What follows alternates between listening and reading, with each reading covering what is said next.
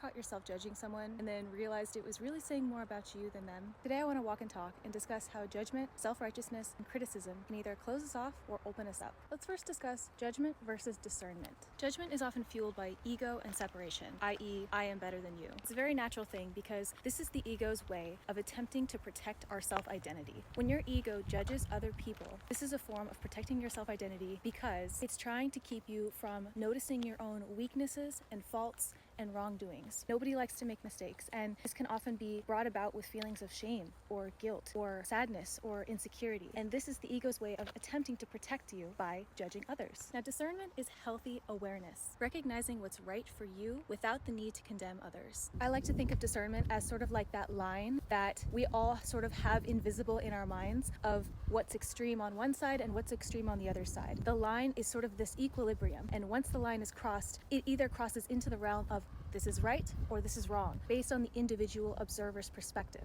How does judgment breed self-righteousness? When judgment hardens, this can turn into self-righteousness, believing that your way is the only true and right way. Self-righteousness can trap you in an echo chamber where you can no longer grow because you're too busy trying to be right, instead of keeping yourself open to all the ways in which you can learn and gain new perspectives and new clarity to expand your perspective as an observer. Self-righteousness is a very hard place to be in because it is unmovable, it is stubborn, and this can actually lead to a very dangerous perspective on the world and when interacting with others, because if you are stuck in a mode of self-righteousness where you believe your way is the only right way, you may not hear or heed the lessons and the teachings and the learning opportunities that the universe and the world and other people present to you in order to grow and expand. Some of these perspectives include safe practices or safe thoughts, ideas, and beliefs that are shared with others. Now let's talk about the hidden mirror of judgment. Often the traits we harshly judge in others are often reflections of things we dislike, fear, or have not yet fully healed within ourselves. Judgment is a powerful tool to use as self-awareness if we are brave enough to look inward and use it as such a tool instead of as a shield to protect our ego. Now I want to use a personal example from my life to anecdote this conversation. I've been dealing with a really stressful,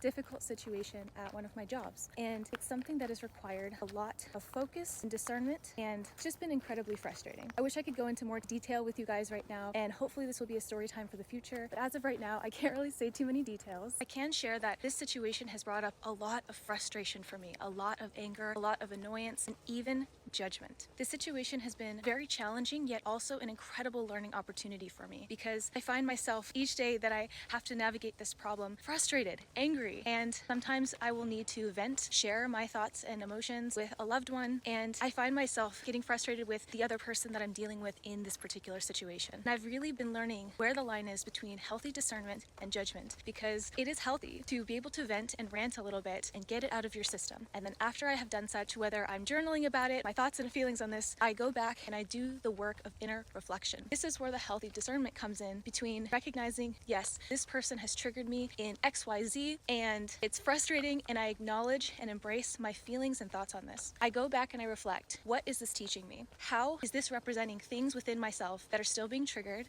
and that still need to be healed? It's been an excellent opportunity for me to learn to stick to the facts of the situation and to not be too clouded by judgment or pride, but to really keep that line of healthy discernment over the cloud of judgment that I might feel in the heat of the moment. This segues very nicely into my next point of healthy criticism versus toxic criticism. Healthy criticism is aimed at solutions, growth, and or clarity. It's given with kindness, humility, and openness. Toxic criticism attacks identity, fosters shame, and closes the door to constructive conversation. It closes the door to dialogue or growth. So what is a healthy antidote to this judgment, to this toxic criticism? Let me offer you this. Switching from judgment to curiosity. Instead of asking, why are they like that? Try, I wonder what situations and circumstances shaped them to be this way. Curiosity replaces condemnation with compassion, and this creates space for understanding without compromising your values and your beliefs or your boundaries. At the end of the day, judgment shrinks the world. Curiosity and compassion opens and expands it. And we get to choose every day if we want to live in a shrinking world